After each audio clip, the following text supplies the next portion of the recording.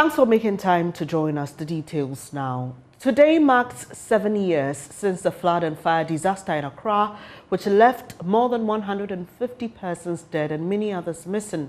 Victims continue to face difficulties. While the head of settlement studies at the Kwame Nkrumah University of Science and Technology, Professor Divine Ahaji, says another disaster could happen anytime soon. We'll hear from him shortly.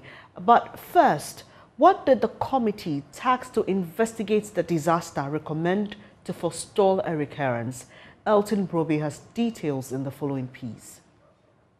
To prevent a future occurrence of the tragedy that hit the country on June 3rd, the Disaster Committee recommended the complete dredging of the door drain, a ban on the use of plastic as carrier bags, water dispensers, and cooked food containers.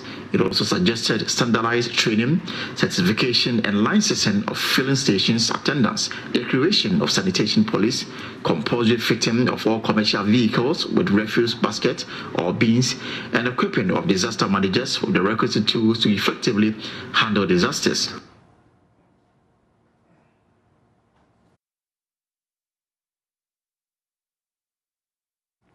Well, not much of that has been done, and Professor Divine Ahaji believes another big flood disaster could happen soon.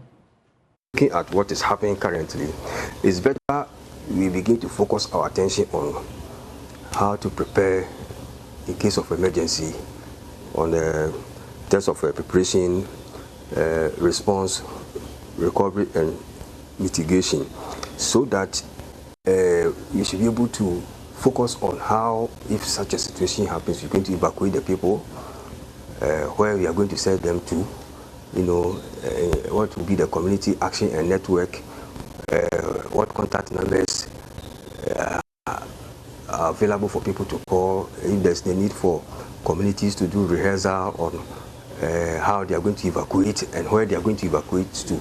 These are issues that I think we have normally not focused attention on.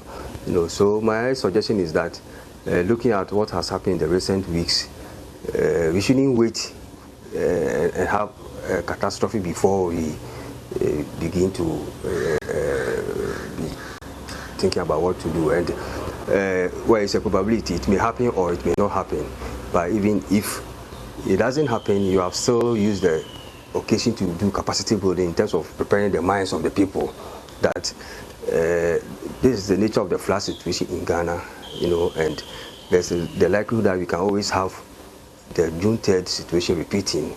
And so everybody should be on board so that we all begin to have a strong community engagement where we all put our mind to what we can do collectively to be able to avoid in terms of the risk and the impact in terms of mitigating it.